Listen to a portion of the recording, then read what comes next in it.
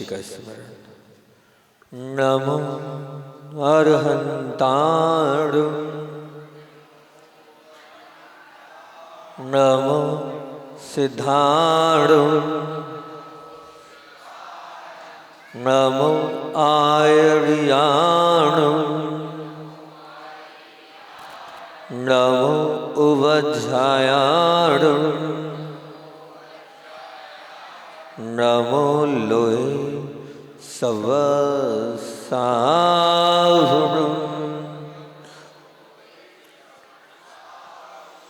बोलिए देवादिदेव 1008 श्री चैतन्य चमत्कारी। 1008 फन है कि 108 फन? 108 फनधारी पांचनाथ भगवान की जय। परोपकारी आचार्य भगवंत विद्यासागर जी महामुनि राज की जय। शिक्षा प्रदाता आचार्य भगवंत समय सागर जी महामुनि राज की जय। ज्येष्ठ मुनिराज श्री श्रीवत्स सागर जी महामुनि राज की जय। परम पूज्य मुनि श्री दुर्लभ सागर जी महाराज के, पूज्य छल्लक निर्धूम सागर जी महाराज की। आत्मा से परमात्मा बनने का सोपान है दीक्षा। राग से वैराग्य और संसार से उदासीनता का नाम है दीक्षा। इच्छाओं का निरोध करने का नाम है दीक्षा। पर से स्व की ओर आने का नाम है दीक्षा। गुरु के प्रति समर्पण का नाम है दीक्षा। और रूप से स्वरूप की ओर आने का नाम है दीक्षा। दीनता का क्षय कराने वाली है दीक्षा और वीरता को जगाने वाली है दीक्षा और भिक्षा का संकल्प कराती है वह है दीक्षा और समता को साधती है और मोक्ष तक पहुंचाती है उसका नाम है दीक्षा। पूरे संसार को अपना बनाती है वह है दीक्षा। तप त्याग तपस्या की त्रिवेणी का नाम है दीक्षा। सरलता सहजता और समता की त्रिकोणी श्रृंखला का नाम है दीक्षा और उदासीनता के दहन का नाम है दीक्षा। इस कल प्रातः काल ये मंगलाचरण आप लोगों के बीच में रखा था, लेकिन मैं सिर्फ एक ही लाइन बोल पाया था और बहुत समय हो गया था। मात्र क्या? आत्मा से परमात्मा बनने का सोपान है दीक्षा। इसी में अपना समय पूरा हो गया था। और अब दूसरी बात कर रहा हूं मैं आपसे। मैंने कहा था पूज्य गुरुदेव को समर्पित है ये पूरा का पूरा मंगलाचरण और पूज्य गुरुदेव के जो जीवन की घटनाएं हैं उनसे जोड़कर आपको रूबरू करूंगा कि राग से वैराग्य और संसार से उदासीनता का नाम है दीक्षा। तो मुझे पूज्य गुरुदेव का वो दृश्य जो मैंने पढ़ा है देखा तो नहीं है, जो मैंने पढ़ा है देखा तो नहीं है, जो मैंने सुना है वो आपके बीच में रख रहा हूं कि क्या कहलाता है राग और क्या कहलाता है वैराग्य। किसको राग कहते हैं और किसको वैराग्य कहते हैं वो आपके बीच में रख रहा हूं। पूज्य आचार्य भगवान अभी वर्तमान में समय सागर जी महाराज जी हैं और समय सागर जी महाराज जी कटनी में इतने अस्वस्थ हो गए कि डॉक्टरों ने और वैद्यों ने हाथ टेक दिए और ये कह दिया कि अब इनकी स्थिति परिस्थिति बहुत खराब है, क्योंकि पूज्य मुनिवर चल भी नहीं पा रहे थे।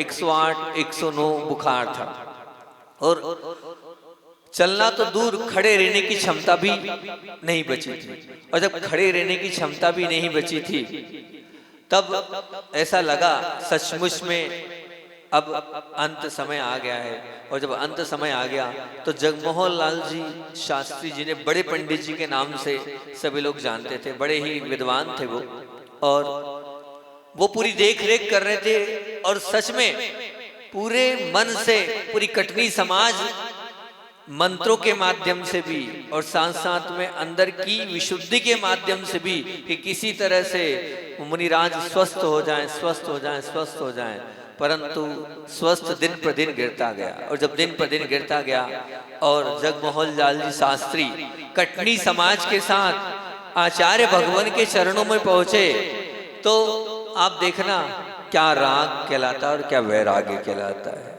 आप जानते हैं, ये तो सभी जानते हैं कि मुझे बताने की जरूरत नहीं, छोटा सा बच्चा भी होगा ना वो भी जानता होगा कि आचार्य समय सागर जी महाराज कौन है। कौन है? आचार्य पूज्य गुरुदेव विद्यासागर जी महाराज के गृहस्थ अवस्था के छोटे, ये सब जानते हैं ना, तो बताने की जरूरत तो नहीं है, छोटे भैया हैं। अब क्या राग से वैराग्य है। देखो पंडित जी ने आकर कहा कि आचार्य महाराज स्थिति हाथ से निकल चुकी है और अब जो है उनका बच पाना बहुत मुश्किल है, वो खड़े नहीं हो पा रहे हैं, वो अंजुलि नहीं बना पा रहे हैं, अब हम क्या करें, कैसे करें, किस प्रकार से करें। आचार्य श्री ने बड़े ही मुस्कुराते हुए कहा तो फिर समाधि की ओर उनको कदम बढ़ा देना चाहिए।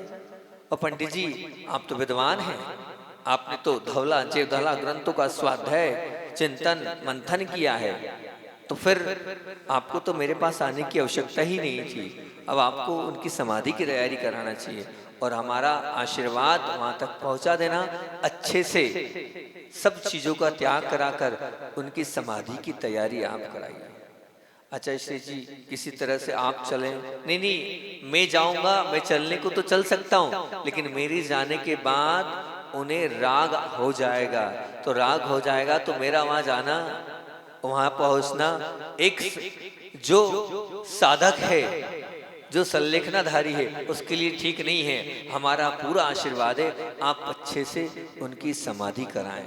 थोड़ा सा भी राग नहीं, थोड़ी सी भी ये भावना नहीं कि मेरी तो भाई है, चलो देख लें, कम से कम उसकी समाधि करा दें। नहीं, बिल्कुल भी नहीं। ये कहलाता है राग से वैराग्य, इसको कहते हैं राग से वैराग्य। ध्यान रखना, अपना ही छोटा भाई वो अंतिम श्वासें गिन रहा है और वो कह रहे हैं कि समाधि करा देना, मैं जाऊंगा तो समाधि बिगड़ जाएगी, मेरा पूरा आशीर्वाद है और सब चीजों का आप त्याग करा देना, आप विद्वान हैं। मुझे लगता है ये पर्याप्त है वैराग्य की परिभाषा को बताने वाला ये दृष्टांत, ये संस्मरण और ये बात आप समझ सकते हैं कि हमारे पूज्य गुरुदेव कितने वैरागी थे, कितने वैरागी थे कि किस प्रकार से उन्होंने थोड़ा बहुत भी वहां आया है ना, निर्दय भस सत्क्रिया, मतलब थोड़ा बहुत भी मोह नहीं था, उन्होंने तुरंत कह दिया और माथे पे शिकन नहीं। पंडित जी साहब ने कहा कि सच में धन्य है आप, थोड़ा बहुत भी आपके चेहरे से ये नहीं लग रहा है, उत्सुकता नहीं लग रही कि क्या होगा कैसे होगा,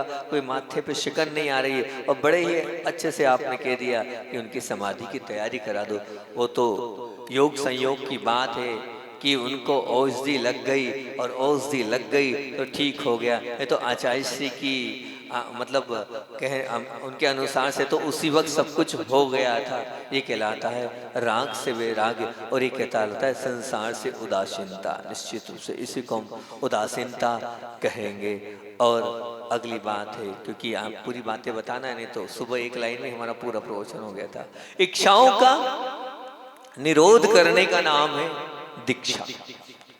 तो मेरे ख्याल से जिनने भी आचार्य श्री को बहुत निकट से देखा होगा, तो जितनी इच्छाओं पर आचार्य भगवान ने अंकुश लगाया है, शायद ही कोई है जिन्होंने अपनी इच्छाओं को, अपनी अंदर की भावनाओं को, अपने अंदर की कहना चाहिए उन बातों को रोक कर रखा, उनके साथ संयम और त्याग के साथ वो जीवन को बढ़ाया। क्योंकि आप देखना, पूज्य गुरुदेव ने अपने जीवन में हरि नहीं ली। हरि के बिना अंदर गर्मी ठंड में तो उतर जाता है, चतुर्मास में भी उतर जाता है, लेकिन गर्मी में हरि के बिना भोजन करके देखना, हरी हरी याद आती है, मतलब भगवान का नाम ही याद आता है, लेकिन भोजन नीचे नहीं उतरता है। कितनी बड़ी इच्छा का त्याग किया, कितनी बड़ी बात है कि अपने जीवन के प्रारंभिक काल में ही उन्होंने हरि का त्याग कर दिया। सोचो, विचार करो, उन्होंने ड्राई फ्रूट्स का त्याग कर दिया। ड्राई फ्रूट्स समझते हैं आप? किशमिश, मनुक्का, काजू, बादाम, पिस्ता, अखरोट उन्होंने देखे नहीं, उन्होंने कभी अपने जीवन में लिए। इससे बड़ा और इच्छा का निरोध क्या चाहिए? आप विचार करना, नमक और मीठा।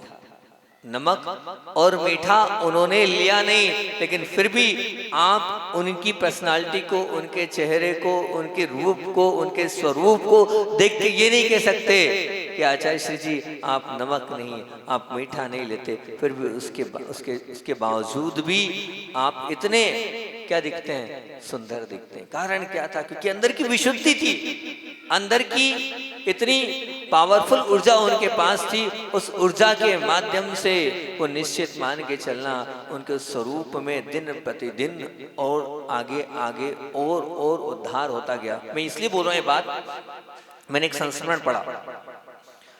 मल्ली सागर जी महाराज, मतलब मल्ली सागर जी अभी वाले नहीं, आचार्य भगवान के गृहस्थ अवस्था के पिता मल्लप्पा जी। मल्लप्पा जी ने, सब लोगों ने पूछा कि क्या विद्याधर ऐसे थे जैसे अभी हैं? तब उन्होंने कहा कि नहीं, विद्याधर ऐसा नहीं था, वो तो थोड़ा क्या सांवला भी था और उसके चेहरे पर इतनी चमक नहीं थी। ये तो मुनि बनने का प्रभाव है, ये त्याग तपस्या का प्रभाव है कि इनके चेहरे पर इतनी चमक है, इतना गोरापन है, इतनी सुंदरता है। तो समझना, उनके तप और त्याग से ही उनकी वो सुंदरता थी। कुछ नहीं लेते थे, लेकिन फिर भी वो अपने आप में कैसे दिखते थे? कामदेव से भी कुछ कम नहीं दिखते थे। तो उन्होंने निश्चित रूप से जो त्याग किया था, दिखाने के लिए या बताने के लिए नहीं किया था, अंतरंग के परिणामों को निर्मल करने के लिए उन्होंने वो त्याग किया था। इसलिए इच्छा का निरोध करने का नाम दीक्षा है। उन्होंने शुरू से अपनी हर इच्छाओं को निरोध करते चले और पर से 100 में आने का नाम दीक्षा है। अब पर से 100 में आने का नाम दीक्षा। में आपको एक बहुत अच्छी बात सुनाता हूं, आपको भी लगेगा कि क्या है पर से 100 में आने। एक बार किशनगढ़ में ब्रह्मचर्य अवस्था में पूज्य गुरुदेव को बिच्छू ने काट लिया। जब